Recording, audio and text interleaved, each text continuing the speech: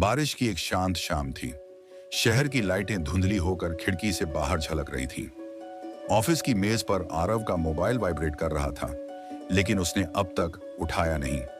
रात के 9 बज चुके थे और वह अब भी लैपटॉप पर काम कर रहा था। अचानक उसने काम रोका और माँ को एक मैसेज टाइप करने लगा। माँ, मैं थोड़ी देर से आऊंगा, खाना मत बनाना, कुछ बाहर से खा लूंगा। लेकिन अगले ही पल उसने वो मैसेज डिलीट कर दिया। उसने एक गहरी सांस ली और फिर टाइप करना शुरू किया।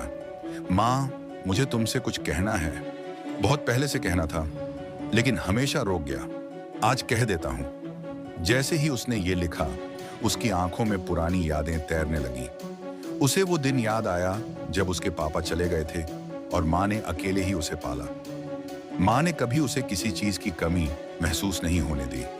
उसे याद आया जब माँ ने अपने नए कपड़े बेचकर उसके लिए बर्थडे केक खरीदा था। उसकी आंखें भीग गईं। वह सोचने लगा, मैं कामयाब तो हो गया, लेकिन माँ से दूर होता गया। अब वह टैक्सी में बैठा था। बारिश की बूंदें शीशे पर गिर रही थीं। उसने टाइप किया, माँ, मैं माफी चाहता हूँ। मैं तुम्हारे साथ वक्त नहीं बिता पाया।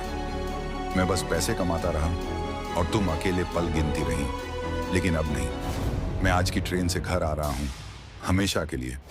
उसने मैसेज पूरा कर लिया, लेकिन अभी भेजा नहीं था।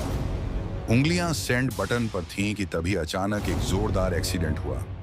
सब कुछ काला हो गया। अगली सुबह आरव की मां के दरवाजे पर एक पुलिस वाला आया। कांपते हाथों में उसने आरव का मोबाइल मां को दिया।